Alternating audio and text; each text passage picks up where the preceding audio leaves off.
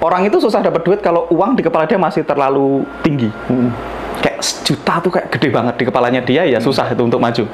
Nah, ketika nilai uang di kepala dia cenderung menurun, nah dari situ mulai. Itu yang pertama. Yang kedua, bisa jadi otak bawah sadarku terbiasa dengan tempat yang bagus, Mas. Jadi kayak kalau nginep kamarnya bagus gitu. Jadi secara subconscious, aku menuju ke sana, Mas. Dan hari ini terjadi. Hari ini aku udah nggak temenan sama beliau, maksudnya beliau udah pulang ke negaranya. Dan hari ini ya jadi normal, kayak aku nginep ya bintang 5 gitu, kayak ya standar hotelnya bintang 5 gitu. Jadi apa ya? Jadi normal gitu. Jadi hal-hal yang tadinya normal, terus kayak mobil ya normalnya yang nyaman gitu. Jadi mulai berubah, itu yang aku rasain. Jadi mungkin tamat SMA bilang sama teman-teman aku nggak akan kuliah gitu. Tapi 2 tahun dari hari ini aku akan punya income 20 juta gitu. Itu kan MLM sih, berarti ngomong gitu. Dan kita sama-sama tahu itu tidak terjadi kan. 2 tahun lagi tetap miskin kan. Cuman karena aku dulu baca buku Cash Flow Quadrant itu, Mas, bukunya Robert Kiyosaki, Cash Flow Quadrant itu, aku udah dari SMA tuh aku udah bertekad aku nggak akan kerja. Aku bertekad aku tidak akan meniti tangga perusahaan. Aku akan jadi orang yang punya tangganya gitu. Itu dari SMA. Jadi aku udah berpikir gitu. Sama aku tuh sudah membayangkan kehidupan kalau aku punya itu dari SMA.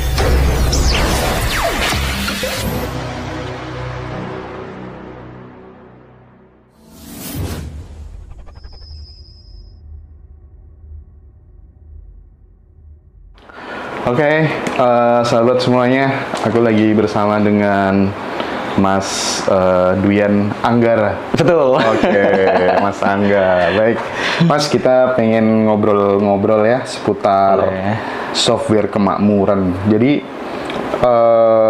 pengaruh kita bergaul kepada orang-orang yang level kemakmurannya lebih tinggi, terus kemudian makan di tempat-tempat mewah, terus kemudian jalan-jalan ke luar negeri segala macam, terhadap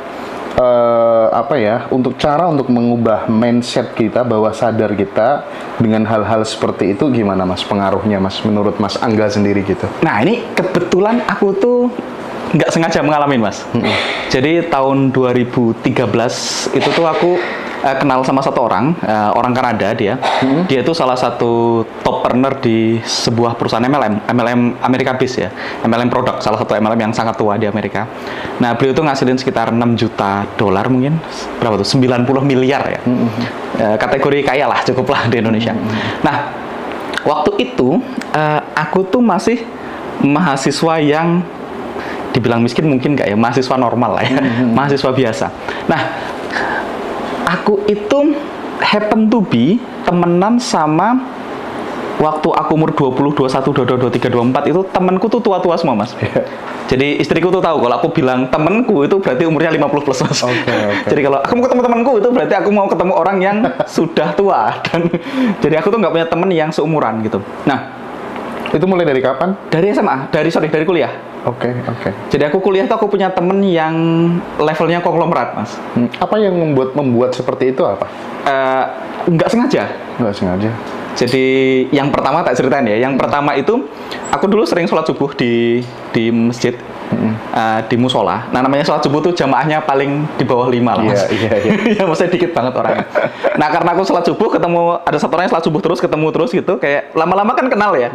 Kamu di mana? Terus ngobrol bisnisnya apa gitu. Terus dia cerita aku tuh punya atasanku, beliau tentara kebetulan. Nah, atasanku itu pangkatnya cukup tinggi gitu ya, perwira lah. Dia tak kenalin ya, saya dikenalin sama atasannya beliau. Nah, ternyata atasannya beliau itu punya adiknya orang kaya. Dikenalin dan kenal, terus diajak makan siang. Nah, aku nggak tahu apa yang beliau lihat di aku atau apa yang aku lihat juga nggak tahu. Tapi habis itu beliau itu sangat sering traktir aku makan siang, Mas. Jadi dari aku miskin, aku terus udah terbiasa makan di tempat-tempat yang mahal. Jadi dulu kalau janjian di Central Park sama di Taman Anggrek, aku tuh selalu makan di tempat yang mahal dan selalu dijelasin karena aku kan kayak anak kecilnya. Kamu harus makan ini terbuat dari ini harganya sekian gitu. Jadi aku sering makan di tempat-tempat yang mahal. Dan abis itu aku diajak ke bank. Kebetulan kan beliau nasabah prioritas gitu ya. Datang masuk ke bank itu beliau langsung bilang, Mbak bikinin ini dong kopi buat temenku gitu. Jadi datang terus orang pertama kali aku ngalamin nasabah prioritas BCA itu kayak, oh ternyata kalau datang ke BCA kita nggak ngantri mas. Jadi justru ditanya sama itu stafnya, Bapak mau transaksi sekarang apa nanti apa mau ngopi dulu? Gila, saya bilang. Prioritas kopi, ya. Betul, dipanggil. Jadi kamu minum apa? Ditawarin mau jus, mau teh, mau kopi gitu. Itu BCA prioritas di Taman Anggrek dulu. Nah dari situ aku tuh terbiasa sama kehidupan seperti itu. Nah mungkin teman-teman kalau mau butuh tips gimana caranya kok beliau suka sama aku misalnya kan. Nah, ini aku nyolong dari Pak Tung, Mas. Pak Tung dulu pernah ngajarin katanya kalau ketemu orang kaya itu kuncinya 2. Jangan minta kerjaan, jangan minjem uang. Karena kalau kita minta kerjaan minjem uang langsung ketemu Mas Hendra nih, mesti minjem duit. Kan gitu maksudnya. Jadi langsung kayak gitu kan. Nah, saya disuruh nanya 2 hal dulu. Kalau ketemu orang kaya waktu itu saya ketemu beliau tuh saya tanya, Pak, apa titik balik hidup Bapak? Maksudnya kapan dulu miskin kok tiba-tiba kaya? Terus beliau cerita tuh, seumuran kamu Angga saya masih jualan pulpen di Blok M gitu. Terus dia cerita. Titik baliknya karena ada orang yang percaya sama saya dikasih ini gitu. Nah terus waktu itu nanya gini, kalau saya adalah anak Bapak, kira-kira nasihat terbaik apa yang Bapak bakal kasih ke saya? Itu orang tua kaya ditanya gitu mas. Anakku loh, nasihati gak mau kan gitu maksudnya. Aku teringat dengan statementnya Dale Carnegie katanya kita itu lebih cepat mendapatkan kawan dalam waktu 2 bulan dengan membuat diri kita tertarik kepada orang lain daripada 2 tahun membuat orang lain tertarik kepada diri kita. Itu yang dipraktikkan Mas Angga tuh dengan 2 pertanyaan itu aku tadi. Aku tidak tahu itu. Nggak tahu kalau itu aku nanya, kira-kira kalau aku anaknya Bapak tuh nasihat terbaik Bapak yang Bapak kasih. Dia kan kayak mungkin terenyuh ya, maksudnya ini ada anak muda datang minta nasihat. Interest banget sama aku gitu kan. Iya, anakku tak nasihati loh kok. Kalau bisa nggak mau dengerin, mungkin berpikir gitu. Jadi dari situ ya ini kan kira-kira ya aku mungkin anaknya beliau baik kan, aku juga nggak tahu anaknya. Harusnya anaknya baik lah. Nah, maksudnya ketika kita minta nasihat sama orang yang sukses dan kita masih muda itu mereka senang. Akhirnya saya mulai dibantu kayak dikasih, kamu butuh proyek apa, tak kasih duit itu. Aku invest lah 100 juta, 500 juta buat beliau kan karena beliau kaya. Buat saya 500 juta, 100 juta kecil lah gitu maksudnya. Tapi buat kamu kan berarti banget. Nah itu ketemuan pertama sama orang yang kaya. Nah yang kedua saya sempat tinggal bareng serumah sama salah satu temanku yang milioner tadi. Milioner dalam US dollar ya. Jadi bukan jutawan rupiah, jutawan USD. Nah beliau itu karena di Indonesia, dia orang Kanada, dia nggak punya duit, nggak punya rumah, jadi selalu tinggal di hotel. Nah aku selalu nemenin dia tinggal di hotel. Jadi aku nginep di Pullman di Tamrin itu udah kayak kosan mas. Tapi bukan aku yang bayar ya, kayak 1,7 juta hotelnya waktu itu, sehari itu aku nggak bayar. Jadi dia yang selalu ngajak aku ke sana. Nah dari situ aku mulai terbiasa tuh. Kalau nginep di hotel yang bagus, makan di tempat yang mahal gitu. Tapi nggak sengaja. Nah, yang aku rasain ketika aku mulai ngalamin itu, mas, nilai uang di kepalaku tuh menurun. Kebayang nggak? Tahu. Jadi dulu tuh kayak misalnya makan habis 2 juta tuh. Apaan 2 juta makan mending buat kan kayak tahu mending. Mending buat beli HP atau mending. Nah, terus apa misalnya nginep di hotel kok 1,7 juta semalam, mending buat ini gitu, mending buat itu gitu, misalnya. Nah dulu karena bukan duitku yang pertama, aku dibayarin terus, makan di tempat-tempat yang mahal dibayarin, nginep di hotel mahal dibayarin, pergi ke luar negeri dibayarin gitu. Lama-lama aku mulai terbiasa bahwasanya itu tuh kecil gitu mas. Satu hal yang selalu aku ingat sama aku tuh temanku itu kita naik kereta turun di stasiun gitu, dia ngetip dia ada porter gitu. Dulu kita tuh sebagai orang yang nggak kaya gitu mas, orang miskin tuh ngasih porter asalnya rela mas. Nggak rela, masa nentengin kan koper 1 enteng lagi kan, maksudnya dia bawain koperku bayar berapa, 25.000, 10.000 gitu, sedangkan aku bisa bawa, aku akan cenderung bawa sendiri. Nah temanku bilang dia mau bawain koper, bawain aja gitu. Terus dia langsung jalan dengan tangan free ini, terus dia bilang enak ya dengan $2 kan, dia bilang aku nggak perlu bawa koperku sendiri gitu. Nah jadi nilai uang di kepala tuh mulai menurun. Nah itu yang aku rasain mas. Jadi sesuatu yang kelihatannya mahal itu buat kita jadi nggak terlalu mahal. Jadi secara mungkin software kebelimpahan mindset tadi, orang itu susah dapat duit kalau uang di kepala dia masih terlalu tinggi. Kayak sejuta tuh kayak gede banget di kepalanya dia, ya susah itu untuk maju. Nah, ketika nilai uang di kepala dia cenderung menurun, nah dari situ mulai. Itu yang pertama. Yang kedua, bisa jadi otak bawah sadarku terbiasa dengan tempat yang bagus, Mas. Jadi kayak kalau nginep kamarnya bagus gitu. Jadi secara subconscious, aku menuju ke sana, Mas. Dan hari ini terjadi. Hari ini aku udah nggak temenan sama beliau, maksudnya beliau udah pulang ke negaranya. Dan hari ini ya jadi normal, kayak aku nginep ya bintang 5 gitu, kayak ya standar hotelnya bintang 5 gitu. Jadi apa ya? Jadi normal gitu. Jadi hal-hal yang tadinya normal, terus kayak mobil ya normalnya yang nyaman gitu. Jadi mulai berubah, itu yang aku rasain. Jadi mungkin dua hal tadi, naik uang di kepala kecil, dan yang ketiga yang aku rasain dari pergaulan tadi, ide sama apa ya, kadang-kadang gini, waktu itu misalnya kita punya bisnis, aku ngobrol sama temenku itu, kayaknya kita punya target omset berapa, 500 juta gitu, perasaan kita 500 juta gede, terus dia bilang 500 juta apaan gitu, ini bisa 5 miliar gitu, Mas. Jadi teman kita tahu apa yang mungkin kita capai, yang kita sendiri mungkin nggak melihat kita mungkin mencapai itu. Nah, itu yang terjadi sama aku, dan itu mungkin sedikit banyak yang membuat aku hari ini effortless gitu, kayak aku tuh secara tidak sadar menuju kepada keberlimpahan. Kayak aku tuh diarahkan, tindakannya nggak sengaja, ketemuannya orang-orang yang mengarahkan aku untuk menuju kepada punya duit, punya bisnis. Dan karena aku tadi mungkin satu, nilai uang di kepalanya udah mulai mengecil, dan kedua, aku udah terbiasa dengan apa ya, dengan hidup yang enak, makan di tempat yang bagus gitu. Jadi normal gitu. Jadi kayak itu jadi standar baru. Ibaratnya kayak termostatnya naik, Mas. Suhu ruangannya naik kan. Katanya kalau apa, kaya atau miskin itu kayak termostat, Mas, bukan termometer ya. Kalau termometer kan ngikutin suhu ruangan. Tapi termostat tuh gini, kalau misalnya aku basicnya miskin, suhunya sekian, 27 misalnya, dapat lotre, naik tuh, dia akan tetap kembali ke 27 kalau memang termostatnya 27. Nah, dengan sering nongkrong di tempat yang bagus dan kenal sama orang kaya, ininya naik, Mas. Begitu termostatnya naik ke 36 gitu, maka suhu ruangannya akan ngikutin, gampangnya gitu. Paham. Nah, jadi ketika kemudian nilai uang mengecil gitu, mungkin case-nya begini ya, Mas Angga ya. Ketika kita menganggap bahwa angka 50 juta, 100 juta itu sebagai sebuah angka yang sangat fantastis, betul, maka kita ngedapetin itu agak susah gitu ya. Menurut kita jadi susah. Nah, menurut kita jadi susah gitu. Tapi ketika kemudian nilai uang itu udah mulai mengecil, 50 juta, potensi datanya justru lebih besar. Betul, dan kita jadi punya banyak ide, jadi kita punya banyak possibility dan kemungkinan. Kayak kemarin ini belum lama, aku ada satu temanku punya project kayaknya, wih gila nih kalau kita launching 500 juta, very easy, just like that. Jadi kayak mindset itu udah beda, kayak bilang, 500 juta tuh gampang banget gitu. Apakah gampang? Relevan ya, nggak relevan, bisa jadi juga nggak gampang, Mas. Cuman ketika kita bilang, kayaknya 500 juta gampang nih, ketika kita yakin gampang, kan kita akan cari cara untuk mewujudkannya, Mas. Dan kalau cari cara pasti ketemu soalnya. Versus kalau, aduh kayaknya 50 juta susah deh. Ya kalau susah ya kita akan menghindari semua possibility-nya. Jadi belum lagi kalau kita ngomongin Tuhan itu sesuai dengan prasangka hambanya kan, jadi connect kan. Kayaknya susah ya Allah 50 juta. Oh ya siap, kata Tuhan kan. Kata teman saya, Tuhan tuh maha oke, Mas.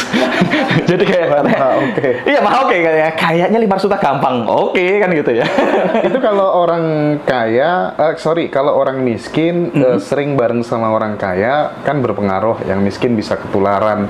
Even itu adalah mindset aja yang berubah gitu kan ya. Tapi kalau orang kaya bareng orang miskin, gimana? Ada implikasi negatifnya nggak kira-kira, Mas Angga? Harusnya enggak ya. Kalau memang dia ini justru menurutku kita perlu balance. At least 30% waktu kita itu kita perlu bareng sama orang yang satu peers. Misalnya Mas Hendra sama aku satu peers gitu misalnya. Ya kita perlu sering ketemu. 30% waktuku tuh kita perlu ketemu orang yang di level kita. Supaya apa? Supaya brainstorming gitu, Mas. Kita nyari ide gitu dan segala macam. Nah, 30% waktunya kita perlu kenal bareng sama orang yang kayak beberapa langkah di atas kita ya. Sehingga kita dapat inspirasi, dapat ide. Terus kayak tadi, sesuatu yang menurut kita nggak mungkin, menurut dia mungkin. Sesuatu yang kayak di kepala kita ruwet banget. Itu mah gitu doang, digituin doang gitu. Jadi kayak ternyata cuma digituin doang gitu. Jadi bisa. Nah, 30% waktu kita perlu memang kumpul sama orang yang memang levelnya di bawah kita. Untuk tadi, satu supaya lebih bersyukur, dua kita perlu juga untuk pass on knowledge lah ke orang lain. Karena menurutku salah satu cara terbaik untuk belajar adalah dengan mengajar. Makanya aku suka tuh cerita kayak gini. Karena satu mengingatkan aku untuk tetap stay on the track. Kedua, aku jadi lebih paham apa yang aku pelajari dengan ngajar ke orang lain. Sama kalau kita ngasih ilmu, kita akan diganti ilmu yang lain. Nah, gitu Mas. Jadi menurutku nggak apa-apa temenan sama orang yang di bawah kita. Tuhan Maha Oke, gitu ya. Betul. Aku jadi flashback gitu. Aku hampir mirip sih. Dulu waktu kuliah tuh ini ketika mungkin jadi habit. Betul. Mungkin meskipun kita belum settle, belum punya uang dan lain sebagainya, tapi karena udah menjadi habit bergaul dengan orang-orang yang kaya. Karena aku dulu kan kebetulan mahasiswa gitu kan, tukang demo kan selalu diajak ngopi sama ketua dewan, terus kemudian sama kapolres, segala macem gitu kan ya. Terus sama senior-senior, sambil ngopi itu telepon Yusuf Kala, Yudi Krisnadi gitu. Akhirnya aku nanti juga begitu deh kayaknya gitu kan. Dan itu sangat applicable banget sih, Mas Angga ya. Kalau aku ya tadi Mas, pengen deket. Makanya aku suka ikut seminar mahal walaupun nggak punya duit, itu alasannya itu Mas. Mungkin bukan materi seminar ya, materi sebenarnya pasti bagus kalau sebenarnya mahal. Tapi siapa yang duduk sebelah kita waktu seminar itu juga seringkali sangat penting Mas. Makanya kalau ada event yang harganya mahal gitu, ya kita perlu ikutan. Satu, ilmunya pasti bagus. Kedua, ya belum tentu ya, ilmu nggak pasti bagus ya misalnya. Tapi sebenarnya selama kita membuka diri untuk belajar, mesti ada yang bisa dipelajari. Pasti dapat sesuatu. Nah, yang kedua yang paling penting tadi, circle-nya, network-nya.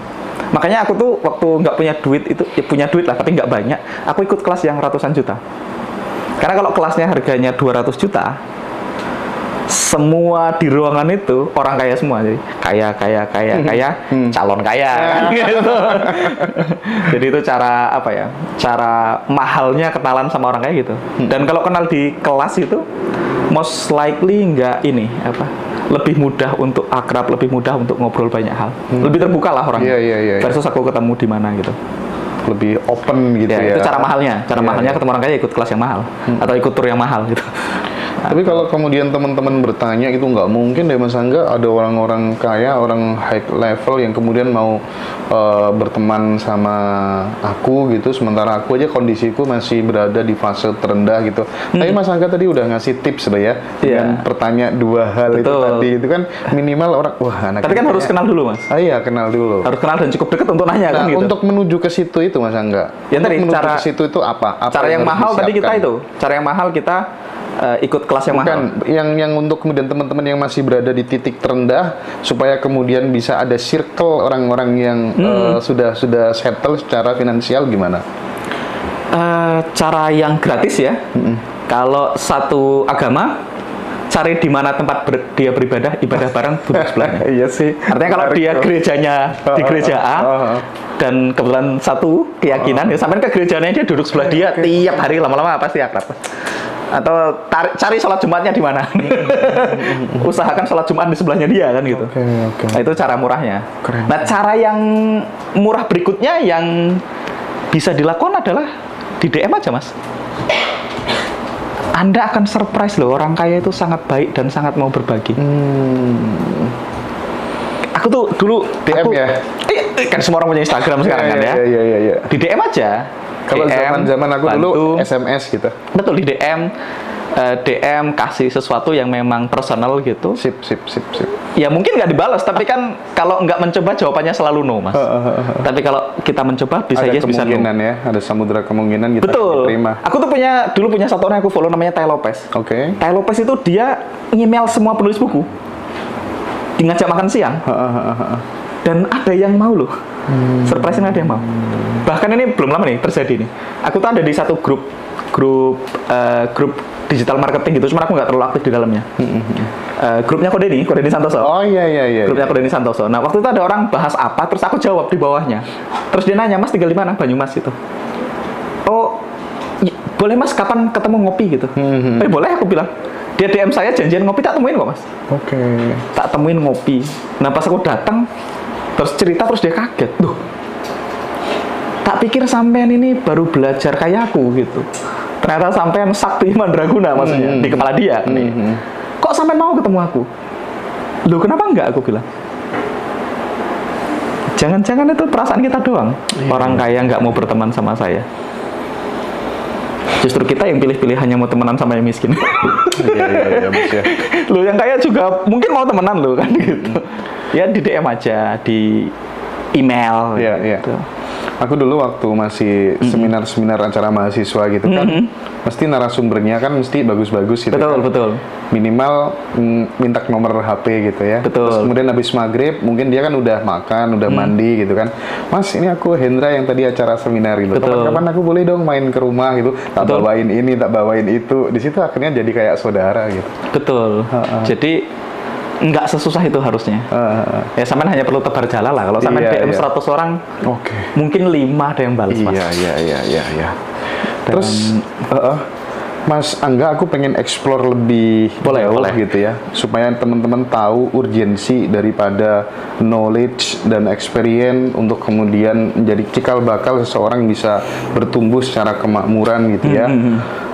Ceritakan dong Mas, kelas apa saja yang pernah diikutin oleh Mas Angga, mulai dari masih sangat minus sampai sekarang yang sudah tidak kekurangan apa-apa, bahasanya gimana Mas? Oke, kelas pertama yang aku ikutin dulu itu bukan kelas bahkan. Jadi dulu tuh pertama kali aku bersentuhan sama dunia motivasi. Awalnya karena ikut MLM. Jadi aku baca banyak buku-buku. Jadi hafal sama upline, downline, crossline gitu ya. Betul. Jadi dulu aku tuh ikut MLM, sebut saja inisialnya Tianxi, Mas. Tianxi. Enggak inisialnya. Aku dulu inisialnya UFO, CNI. CNI. Kalau CNI inisial ya. Inisialnya Tianxi gitu.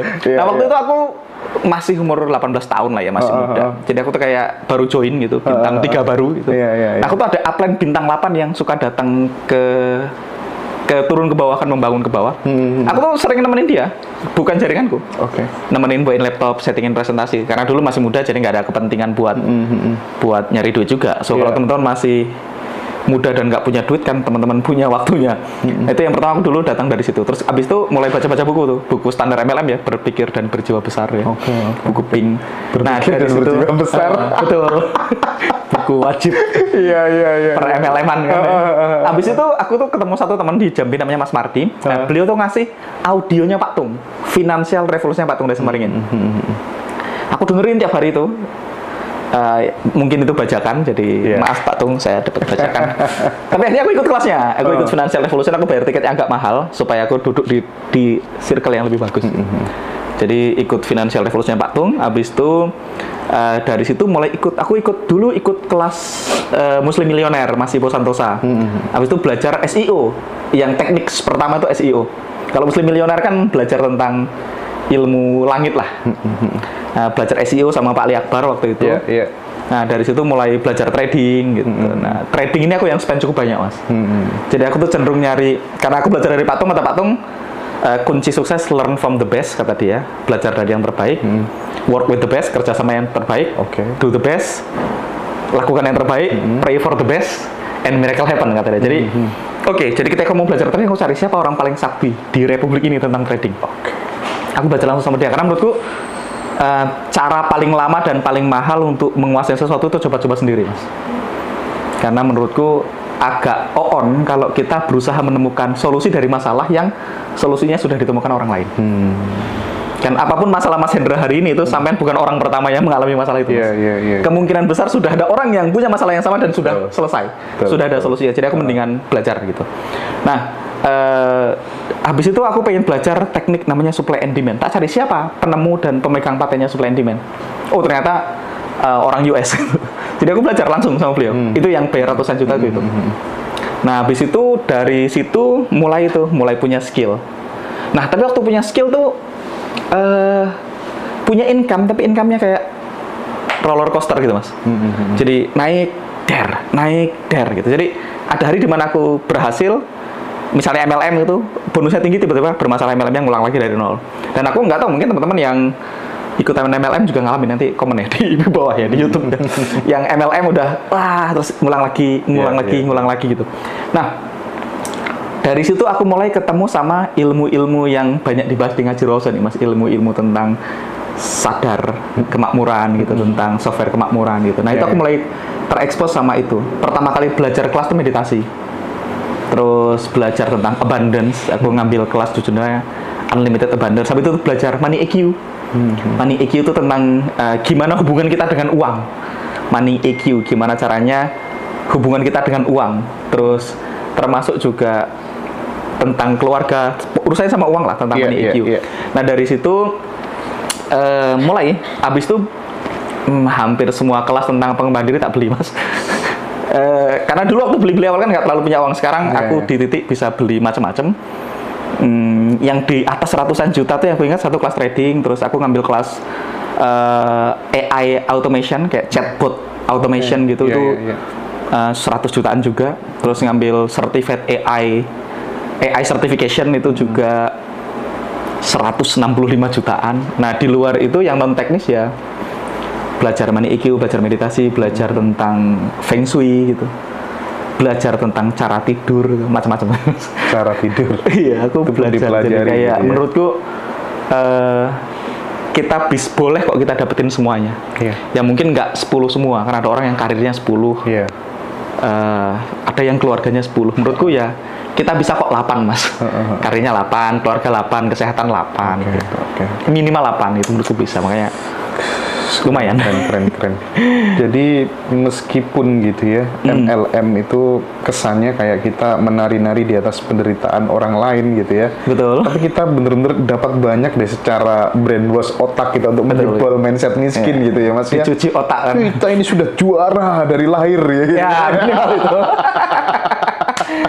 Walaupun sekarang aku bergeser banyak sih semenjak belajar ilmu-ilmu tentang apa ya, tentang soul gitu ya. Mulai bergeser dari sana. Iya sih. Tapi kan semua orang awalnya gitu lah, Mas. Awalnya aliran motivasi dulu, baru masuk ke aliran yang berbeda. Tiba-tiba basic aja belum dikasih advance gitu, ngeblak gitu ya, Mas ya. Iya, kadang-kadang kalau kita langsung belajar tapi belajarnya setengah-setengah itu bahaya memang. Sama kayak kita baru ikut pesantren kilat 3 hari itu biasanya berfatwa dia, Mas. Mengharamkan sesuatu misalnya. Oke. Nah, baik Mas Angga, kan rata-rata orang yang berhasil sukses dalam hidupnya itu jarang ya pakai cara yang instan, itu kan jarang gitu ya. Biasanya pasti mengalami sebuah suffering gitu ya, terus kemudian dia bisa menemukan formula yang tepat untuk mengolah penderitaan itu menjadi sebuah keberhasilan gitu. Nah, seberapa menderita sih kehidupan seorang Duyan Anggara di masa lalu sebelum sampai di titik saat ini itu, supaya kemudian teman-teman, oh Mas Angga yang gitu aja bisa bangkit, aku juga bisa dong gitu. Nah, ini kita perlu pisahkan antara nggak punya duit dan menderita, Mas. Oke, siap. Karena seingatku aku nggak pernah menderita. Nggak pernah menderita. Tapi ada satu kejadian yang aku ingat kayak menderita sih waktu itu. Sebagai gambaran teman-teman, aku tuh tamat SMA tuh tahun 2008, Mas. Tahun 2008 tamat SMA, dan aku itu tidak langsung kuliah karena memang nggak punya duit buat kuliah. Jadi kalau teman-teman berpikir, loh Mas Angga spend ratusan juta rupiah untuk ikut kelas, berarti duitnya banyak. Loh, saya kuliah aja nggak punya duit kok. 2008. Dan 2008 itu karena nggak punya duit, akhirnya saya bantuin ibu saya. Kakakku lagi kuliah. Kakakku yang 2008 itu baru masuk? Tamat SMA. Oh, tamat SMA. Tamat SMA. Mas Angga berarti kelahiran 90-an dong? 1 ya. 91 ya. Oh, keren, istimewa. Jadi 2008 tuh tamat SMA, nggak punya uang buat kuliah. Akhirnya saya bantuin ibu. Ibuku tuh tinggal di desa, di Tugu Sempurna, di Musirawas sana. Di sana perkebunan karet, Mas. Jadi tamat SMA tuh aku nyadap. Nah, tapi kan tamat SMA tuh juga privilege di desa itu, Mas. Di desa tuh jarang orang sekolah. Oh iya dong. Betul kan? Berarti kaya dong, Mas. Nah, apalagi bisa kuliah gitu ya. Aku tuh cukup beruntung karena SD itu murah lah, semua orang mampu SD ya. SMP tuh aku gratis, Mas. SMP dapat beasiswa. Kebetulan agak pinter jadi gratis. Nah, SMA tuh juga beasiswa, Mas. Jadi aku tuh dapat beasiswa dari Sampurna. Jadi walaupun tidak ngerokok ya. Sampurna Foundation. Ya Sampurna, ada beasiswa Sampurna dulu. Iya, oke. Sama beasiswa tidak mampu. Jadi aku tuh dapat 2 beasiswa di kategori yang sama yang harusnya nggak boleh. Cuman kepala sekolah aku belain. Pokoknya kalau nanti ada yang protes tak bilang memang miskin dia, Pak. Jadi dia layak menerima gitu. Nah, jadi karena tamat SMA, waktu itu harusnya aku bisa kuliah. Dalam artian aku tuh bisa masuk tanpa tes. Mungkin kuliahnya bisa gratis. Cuman kan waktu itu aku berpikir kuliahnya mungkin bisa gratis, tapi kan ibuku tetap harus bayar kos, bayar makan segala macam. Tetap nggak tega, Mas. Makanya aku memutuskan nggak kuliah. Aku nyadap karet, Mas. Beres. Di sini ada perkebunan karet ya? Karet ya. Nyadap karet itu ngambil getahnya, nanti dicetak. Jadi tangannya bau jedol namanya. Oke. Jadi aku nyadap karet pagi. Nah, kalau siang kita jualan. Jadi aku tinggalnya di desa yang desa banget. Jadi kalau mau beli minyak goreng itu harus ke kota. Ada 2 pilihan. Satunya namanya Pasar Megang Sakti. Itu jaraknya nggak jauh sebenarnya, cuma 30 kilo. Cuman karena jalannya jelek, jadi 30 kilo itu sama dengan 2 jam paling. Nah, itu saya pakai keranjang rotan, namanya obrok kalau orang sana bilangnya. Keranjang rotan dipakai sama tukang sayur itu. Nah, aku belanja tuh mie goreng, minyak goreng, sabun dan kawan-kawan. Nah, makanya saya punya skill naik motor di atas rata-rata, Mas. Karena saya itu bisa bawa keranjang sebelah minyak goreng 30 kilo, sebelahnya Indomie, Mas. Kan jelas berat sebelah tuh ya. Saya bawa. Kalau kepleset ya jatuh gitu. Nah, ada satu momen yang bikin aku tuh kayak nangis waktu itu, Mas. Jadi waktu itu aku tuh ke Lubuk Linggau, ke kota Lubuk Linggau itu aku belanja alat-alat sadap, Mas. Jadi kalau nyadap tuh ada pisau sadapnya, ada ungkal sadapnya buat najemin pisau, asahannya. Jadi aku beli ungkal sadap, pisau sadap segala macam. Naik motor ke Linggau itu jaraknya mungkin sekitar 70-80 kilo. Nah, pulangnya malam, Mas. Di perkebunan sawit jalannya kan tanah tuh. Hujan deras, Mas. Nggak ada lampu, gelap total. Nah, aku naik motorku tuh masuk ke dalam lumpur, nancep, Mas. Nggak bisa maju, nggak bisa mundur, Mas. Diangkat nggak kuat karena saya lagi bawa besi-besi banyak dan berat. Aku itu harus nurunin barangnya satu-satu supaya motornya bisa digeser. Cuman karena gelap total, Mas, hujan deras waktu itu, aku tuh harus nunggu kilat sama tahun nunggu petir. Live kan terang tuh, tak pindahin satu-satu, terus tunggu lagi gelap. Nanti istirahat dulu. Nggak ada kilat lagi, beresin satu-satu gitu. Sampai akhirnya ya bisa diangkat semua, motornya diangkat, diseberangin, nanti nunggu kilat lagi, dibalik-balikin di bawah. Gelap ya karena ya. Gelap total dan nggak ada listrik. Waktu itu nggak ada listrik. Di desaku juga belum ada listrik. Listrik itu baru masuk tahun 2012. Tapi bapak ibu masih ada dulu ya? Masih di sana. Jadi itu ngalamin maksudnya. Jadi bukan mulai dari punya duit. Jadi kalau mungkin teman-teman merasa, aku nggak sukses karena nggak punya koneksi, nggak punya modal, ya harusnya sama sih. Aku dulu mulai juga tanpa koneksi, tanpa modal, dan tanpa skill dari desa. Kalau hari ini tiba-tiba belajar digital marketing, mungkin karena dari kecil nggak juga. Di sana, di desaku, listrik nggak ada, internet nggak ada. SMA tuh normal, aku SMA makan pakai kerupuk doang itu normal. Nggak punya duit minjem temen 15.000 buat makan itu normal. Mas Angga, di momen itu, di fase ketika SMA itu ya, seingat Mas Angga, habit atau kebiasaan apa yang dilakukan Mas Angga, tapi itu tidak dilakukan anak-anak lain seusia Mas Angga yang tinggal di kampung yang sama itu, atau yang tinggal yang sekelas itu apa? Baca buku. Aku banyak baca buku. Tapi menurutku SMA tuh aku belum banyak praktek karena SMA aku cupu lah, Mas. Kalau aku harus ngulang SMA harusnya aku bisa doing better hari ini. Cuma SMA cupu lah. Aku tuh baru sedikit berubah ya mungkin itu tamat SMA belajar ikutan MLM itu. Kelas 2 kelas 3 SMA lah join MLM. Tapi kelas 1 kelas 2 SMA itu aku cukup bukan anak yang gimana-gimana menurutku lah ya. Masih punya apa ya? Punya abundance block lah masih rasanya. Jadi belum terbukti doing something yang benar. Tapi aku suka baca buku. Nah, jadi itu yang mungkin menyelamatkan aku. Akhirnya aku SMA tuh baca buku. Aku baca buku macam-macam tentang pengembangan diri itu dari SMA. Gitu. Ini banyak kesamaan ya.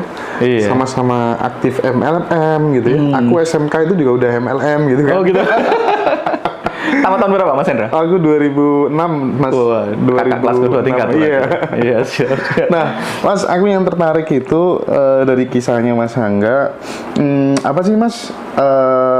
kata-kata yang selalu tertanam di dalam benak pikiran Mas Angga waktu masih di usia-usia remaja, SMA gitu? Maksudku tuh, wah aku nanti 5 tahun, 10 tahun lagi bakal begini, kan kadang visioner gitu, ada nggak itu?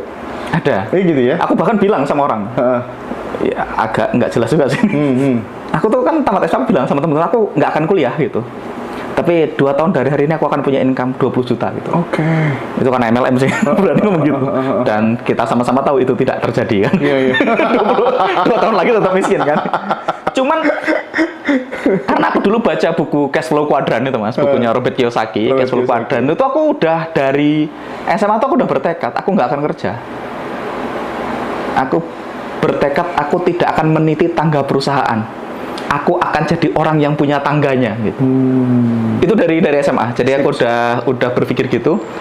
Sama aku tuh sudah membayangkan kehidupan kalau aku punya itu dari SMA. Jadi kalau sampai ingat tadi aku belanja pakai motor bawa obrok gitu. Tahun itu belum ada Pajero Mas. Seingatku mobil keren itu Fortuner masih. Zaman 2008 2009 itu. Nah itu aku tuh ngikutin, ada Fortuner di depanku, aku ngikutin Fortuner dari belakang naik motorku yang jelek itu aku senang Mas. Wah ini kalau punya Fortuner rasanya enak. Jadi aku udah punya target yang waktu itu mungkin tidak ditargetkan sama anak-anak seusiaku.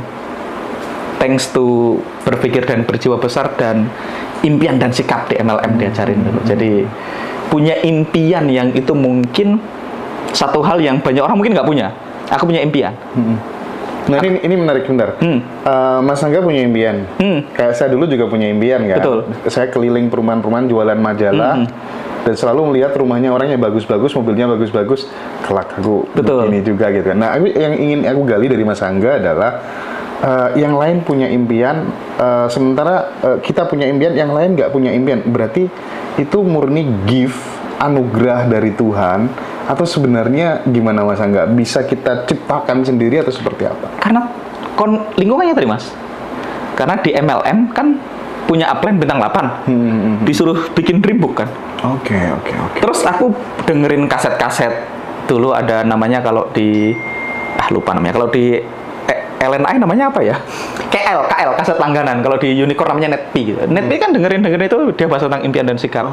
Yang paling penting impian itu apa? Burning desire. Makanya aku punya impian, aku pengen punya BMW dari SMA. Aku pengen punya Fortuner karena menurutku keren dulu kalau waktu aku masih miskin dulu, keren rasanya kalau aku punya satu BMW, satu Fortuner Mas. Sebelahan juga kayak keren kalau kondangan pakai BMW, kalau misalnya acara apa pakai Fortuner gitu. Di kepala aku udah kayak gitu. Itu dari 2008 udah begitu. Nah, bedanya mungkin aku nggak berhenti menginginkannya, Mas. Karena teman-teman perlu tahu, kalau teman-teman menginginkan sesuatu dan teman-teman tidak berhenti menginginkannya, itu pasti akan terwujud, Mas. Dalam bentuk yang mungkin berbeda atau pokoknya dalam apa ya, on some extent itu bahasa Indonesia ya, Bu? Situasi yang mungkin berbeda. Pokoknya dalam situasi yang mungkin berbeda akan tetap tercapai impiannya, Mas. Dan mungkin nggak secepat yang kita bayangkan, tapi sebenarnya tercapai, Mas. Kayak aku pengen punya BMW, perasaanku BMW itu 2 tahun, 4 tahun, Mas. Waktu dulu main MLM kan, 4 tahun lagi aku punya BMW. Faktanya kan nggak. 2008 aku pengen BMW, 2012 nggak tercapai. Kebelinya 2020 loh, Mas. Tapi tetap aku nggak ganti, aku tetap BMW dan aku tetap pengen beli, dan ini aku beli 2020. Oke. Fortunernya tetap menginginkannya, tapi bedanya nggak lama kemudian Pajero muncul. Kayaknya gantengan Pajero, ini belinya Pajero kan gitu. Tapi aku tuh punya lagu, ini teman-teman nanti cari di YouTube ya. Ada namanya RCA itu Royal Crown Ambassador-nya Keling. Aku nggak pernah join Keling, tapi dulu ada video Keling namanya RCA Sucipto. Royal Crown Ambassador Keling Sucipto. Itu ada video sukses story-nya Sucipto di YouTube. Dia tuh parkir di depan, di ujung video itu ada Pak Sucipto tuh parkir rumah di depan rumahnya dia, rumahnya warna abu-abu, kacanya panjang-panjang gitu. Dia punya satu BMW hitam sama satu Fortuner, sama ada lagunya It's a heart, nothing but a heart. Itu aku putar berulang-ulang mas, sampai mungkin subliminal udah masuk tuh. Sampai akhirnya aku tuh beneran punya BMW, punya Fortuner sama rumah, tak taruh di tak parkir depan rumah, tak lihat fotonya. Kayaknya aku pernah lihat foto ini di mana ya? Ternyata itu adalah foto yang sama yang ditampilin sama Pak Sucipto di itu. Bedanya nggak berhenti menginginkannya dan happy dalam prosesnya. Makanya kalau ditanya tadi seberapa menderita, aku tidak menderita seingatku. Tidak punya duit, oh betul. Nggak punya duit buat makan, pernah berkali-kali. Apakah menderita? Sepertinya tidak. Sepertinya senang-senang aja. Ya menurutku waktu itu ya normal-normal aja. Maksudnya kan. Terus ini ngomong soal mental kaya ya Mas Angga ya. Kalau sekarang jangan ditanya lah ya. Tapi dalam kondisi yang kemudian masih awal meniti karir gitu ya, seperti yang diceritakan tadi, bagaimana Mas Angga mengimplementasikan mental kaya dalam kondisi yang belum kaya gitu. Contoh misalnya kayak kebiasaan suka traktir teman, mempermudah urusan orang lain dan seterusnya gitu. Karena aku meyakini bahwa Mas Angga digiring oleh semesta sampai kepada circle ke MLM, suka baca buku dan lain sebagainya. Itu kan tidak serta merta gitu. Itu mesti ada sesuatu yang mengiringinya. Itu gimana Mas Angga? Suka traktir teman itu sesuatu yang kayaknya dulu belum ya. Dulu tuh aku selalu yang ditraktir Mas, karena aku kan yang miskin ya ceritanya ya. Tapi lebih pada ke mindset aja. Aku nanti pasti begini itu aja yang sering dilakukan. Tapi aku selalu berusaha bantuin orang. Mempermudah urusan orang ya. Iya, karena aku dulu tuh nggak tahu maksudnya. Dulu Zig Ziglar pernah bilang, jika Anda cukup banyak membantu orang lain untuk mendapatkan apa yang mereka inginkan, kamu akan dapetin apapun yang kamu inginkan. That's it. Selama bertahun-tahun aku nggak ngerti maksudnya, tak pikir ya dengan bantuin orang. Tapi ya belakangan terjadi. Setuju. Jadi ya balik lagi, termasuk teman-temanku yang kaya-kaya tadi, itu aku dapat karena aku bantuin dia. Awalnya bantuin nothing tulus. Tak kasih satu contoh biar teman-teman kebayang ya. Orang yang multimilioner dalam USD tadi, itu aku nggak kenal loh Mas. Itu temanku yang nggak kenal juga. Temen jauh banget lah Mas. Dia ngundang, aku datang. Nah aku tuh open sama peluang Mas. Banyak orang kan skeptis sama peluang. Kalau aku kan dengerin dulu, nothing tulus. Dengerin dulu yang pertama. Yang kedua begitu dia datang, dia bilang, nah ini orang tuh biasanya kalau apalagi orang kaya boleh dimanfaatin kan duitnya. Dia itu waktu itu bikin video tentang video iklan gitulah, video pendek, pakai aplikasi gitu. Aku bilang, videomu tuh translatannya nggak bagus, aku bilang. Dalam artian, kata-kata yang muncul di video itu bukan kata-kata yang dipakai di Indonesia, apalagi dalam dunia marketing itu kayak di Google Translate, aku bilang. Nggak akan convert kalau pakai video itu. Sebaiknya ditranslate ulang. Ya, aku translate ulang. Nggak dibayar aku, Mas. Dan aku waktu itu juga nggak ada feeling apapun. Aku cuma pengen bantuin dia. Dan aku bahkan nggak tahu dia orang kaya, Mas. Aku pengen bantuin, ya udah terus ditranslate. Tapi itu diajarin cara ngerekamnya, aku yang ngajarin dia. Coba sekarang kamu yang ngisi VO-nya videonya, aku yang ngisi VO videonya akhirnya. Dari situ dia bantuin, terus akhirnya karena aku bantuin dia kemalaman, nggak usah pulang lah, udah nggak ada busway kan waktu itu. Busway kan cuma sampai jam 10 atau jam 11 malam. Nggak usah pulang, kamu nginep di sini aja. Akhirnya aku nginep di situ, hanya kenal, baik, deket. Ternyata dia sakti kan gitu. Aku belajar banyak dari dia kan gitu. Tapi awalnya hanya karena aku memang pure pengen bantuin dia aja. Nggak ada aneh-aneh. Yang lain juga gitu. Kayak aku ketemu orang ya tak traktir gitu. Ada beberapa yang aku suka traktir gitu. Ada satu orang yang kaya banget, dia bilang aku tuh sukanya kue apek namanya. Dia bilangnya kue tete. Kue hijau itu Mas yang ada itunya. Karena deket ya tak beliin, tak anterin. Terus dia tersentuh gitu. Ya menurutku dia suka, kok ada yang tak beliin, apa salahnya kan gitu. Ya nggak ada niat apa, aku nggak tahu dia siapa. Ternyata dia adalah salah satu orang paling berpengaruh di industri trading yang ngajar supply and demand. Ternyata dia adalah orang yang bikin kurikulumnya. Ternyata kenal baik, kayak jadi sahabat baik. Dari situ jadi punya bisnis gitu. Jadi traktir enggak, most likely aku yang ditraktir, tapi kadang-kadang aku berusaha traktir. Tapi dulu SMA tuh jarang traktir karena memang nggak punya duit. Tapi begitu agak punya duit, aku mulai berusaha traktir. Sama tadi, aku selalu berusaha bantu orang lain dapetin apa yang dia pengen.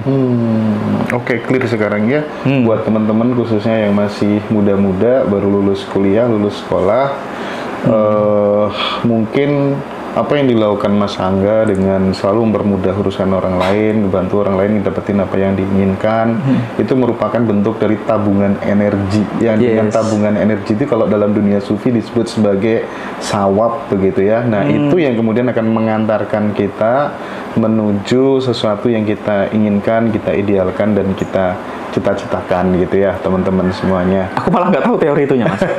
Teoriku kalau bantu itu ya bantu aja. Tapi dalam artian gini, contoh gini, Mas Hendra kan saat ini di posisi yang orang pengen deketin Mas Hendra gitu ya. Gimana caranya deketin Mas Hendra? Ya bantuin Mas Hendra gitu. Makanya aku baru bilang kan, gimana cara kenal sama orang kayak? Gimana cara bikin Mas Hendra mau temenan sama aku kalau aku bukan siapa-siapa? Tawarkan bantuan, Mas. Tanpa asking something in return. Banyak orang yang gini, Mas boleh nggak aku kerja sama Mas Hendra tapi boleh nggak aku kerja sama Mas Hendra tapi aku nggak usah dibayar, aku cuma pengen belajar. Pernah dapat tawaran kayak gitu nggak? Iya, banget. Aku banyak. Menurutku itu approach yang kurang tepat. Pertama, kalau aku di posisiku hari ini misalnya, aku tuh tidak butuh low income skill. Kebayang nggak, Mas? Mas Hendra kan nggak butuh orang yang nol untuk kerja sama-sama dan nggak dibayar. Iya dong. Dia nggak butuh. Dan memang nggak pernah dia mau terima aku. Betul. Gitu. Tapi kan banyak orang pikir cara dia deket sama orang kaya adalah dengan bekerja dan gratis. Karena dulu mungkin ada yang gitu.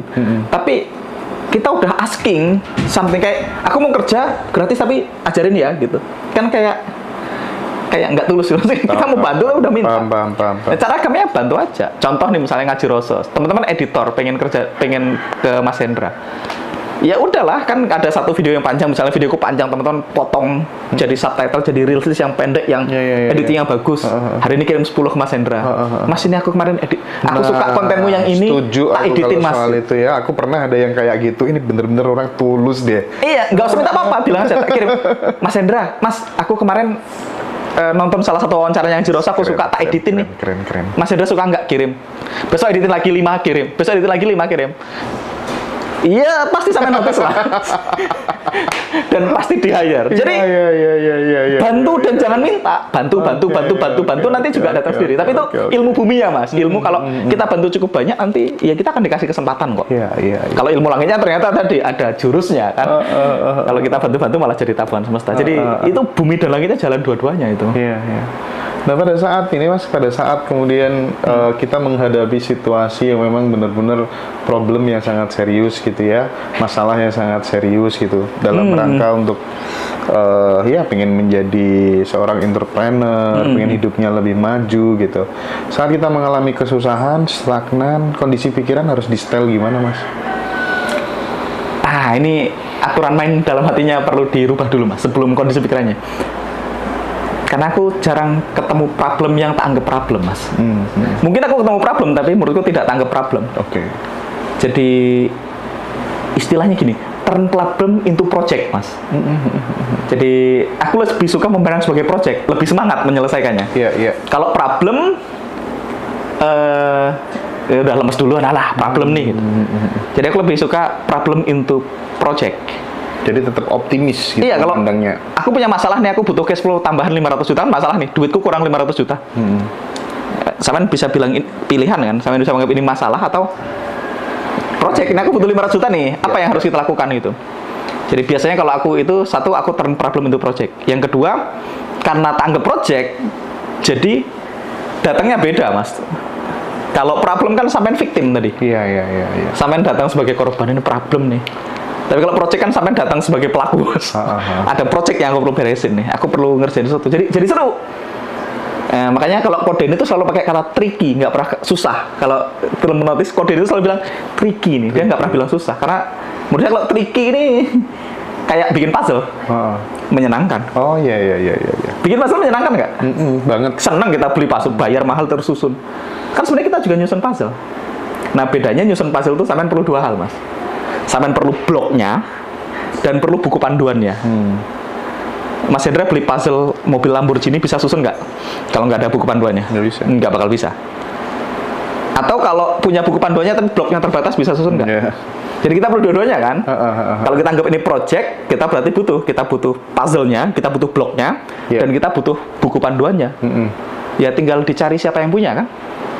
Balik lagi karena kita meyakini masalah yang kita hadapi sudah pernah dihadapi orang lain ya, cari tahu siapa orang yang mungkin tahu solusinya. Yang kedua ya, cari apa yang dibutuhkan, bloknya yang dibutuhkan untuk menyelesaikan. Jadi itu yang aku ini mindsetnya. Jadi lebih ke situ. Kayak misalnya, oke, mobilku nyerempet, butuh perbaikan. Kan masalah nih, mobilku nyerempet misal. Ya tinggal saya bilang, oh aku butuh project, aku punya project nih, aku butuh 50 juta. Dan itu yang menarik, yang terjadi sama aku banyak, Mas. Problem into project. Masalahnya nanti yang menarik, Mas, problemnya udah selesai, projectnya tetap making money, Mas. Misalnya Mas Hendra, rumahnya mau roboh. Masalah dong. Wah, aku perlu project nih karena aku perlu bangun rumah. Karena sampean mulai berpikir, sampean mulai, aku tuh dulu dari Pak Tung belajar definisi, uang adalah ide, uang adalah alat tukar nilai tambah. Jadi ketika aku butuh uang, aku langsung berpikir, bikin apa nih? Jadi uang adalah ide. Jadi bikin apa? Itu otakku pertama kali langsung disitu, bikin apa? Yang kedua, karena aku meyakini uang adalah alat tukar nilai tambah. Jadi mulai, siapa yang punya nilai tambah yang bisa tak tukerin ke lebih banyak orang? Ini yang mungkin Mas Hendra lakuin. Mas Hendra kenal Mas Riko. Oh, Mas Riko punya nilai tambah. Aku tukarkan nilai tambahnya ke banyak orang. Aku jadi punya duit, kan gitu aja. Nilai tambah kan nggak harus ilmu. Ada orang punya produk bagus. Ada orang punya minyak faras misalnya yang sampai itu kan nilai tambah nih. Sampai tinggal menukarkan nilai tambahnya ke sebanyak mungkin orang sampai punya uang. Jadi kan dua tadi. Uang adalah ide, bikin apa, sama alat tukar nilai tambah. Kalau aku nggak punya ide, cari orang yang punya nilai tambah, tak tukerin ke lebih banyak orang. Jadi aku dapat uang. Nah, begitu tadi sampean mulai kerjain project benerin rumah, sampai akhirnya punya uang untuk benerin rumah, dapat duit, rumahnya selesai, most likely projectmu tetap menghasilkan uang. Dan tiba-tiba sampean punya duit, nggak ada kebutuhannya. Itu nanti asik tuh. Duitnya ada, kebutuhannya nggak ada. Iya. Awalnya kita nyari duit karena butuh sesuatu, tapi begitu projectnya selesai, duitnya ada, kebutuhannya nggak ada. Itu beberapa kali terjadi sama aku. By the way, rumah roboh itu, mau roboh itu terjadi sama aku. Dari salah satu proyekku dulu bikin rumah mama. Akhirnya nyari, uang adalah ide, bikin apa? Siapa yang punya nilai tambah? Makanya Pak Faiz dulu kan, aku partneran sama Pak Faiz. Nah, Pak Faiz punya nilai tambah, tak tukerin sama lebih banyak orang. Nah, rumahnya selesai, duitnya tetap ngalir. Bingung mau buat apa kan? Makanya beli apa, tapi udah punya uang. Jadi seru. Gitu. Kalau rumusnya gini, Mas Angga, kita menggali kebutuhan dulu gitu. Nah, aku dulu pakai cara itu sih. Karena ibaratnya waktu itu aku diajarin sama guruku, coba gali itu tanah itu berapa lubang gitu. Aku gali 3 lubang. Kalau andai kata waktu hujan, kamu galinya cuma 2, yang dimasuk ke air berapa? Ya 2. Kalau 3. Kalau 1. Kalau nggak gali, ya nggak ada yang dimasukin. Makanya gali kebutuhan dulu, baru kemudian rezeki itu akan datang. Itu bener juga ya. Aku belajar itu, namanya money container namanya. Money container. Wadah uang. Sip. Jadi kalau kita pengen punya uang, ya kita perlu siapin wadahnya. Tadi gali kebutuhan. Makanya aku belajar itu di Money EQ sama di tadi aku belajar di Money EQ. Salah satunya tentang itu, tentang gimana caranya kita punya money container. Nah, kalau kebutuhannya nggak ada, Mas, ini penting nih. Jadi kita tuh kadang diberkati Tuhan loh, Mas, dengan dikasih kebutuhan tadi, quote on quote masalah tadi ya. Iya. Kan sebenarnya kita dikasih project, dikasih kebutuhan, enak loh. Mas harus menggali kebutuhan untuk dapat duit. Lu sampean udah dikasih kebutuhannya, kan udah satu langkah lebih maju. Tapi nggak harus nambah istri ya. Nggak harus ya. Nah, tapi maksudnya dapat kebutuhan kan itu udah dapat. Nah, makanya money container. Makanya banyak orang itu duitnya banyak, kontainernya belum siap, pecah miskin lagi, Mas. Oke, wadahnya belum siap ya, Mas. Betul, nggak ada kebutuhannya kan. Makanya terjadi sama leader MLM biasanya. Iya, ini keren. Pernah kenal leader MLM nggak? Yang tiba-tiba peringkatnya tinggi, bonusnya gede, duitnya banyak, ketemu 2 tahun lagi miskin lagi. Atau leader money game nih, sering terjadi nih. Money game itu tiba-tiba dapat omset banyak, duitnya banyak, masuk. Apa penyebabnya? Money containernya belum siap atau nggak kokoh. Iya. Makanya tadi menggali kebutuhan tuh ya sangat benar, karena itu sampai menciptakan money container. Semakin bagus money containernya, semakin melibatkan banyak orang, biasanya semakin mudah tercapai. Gitu.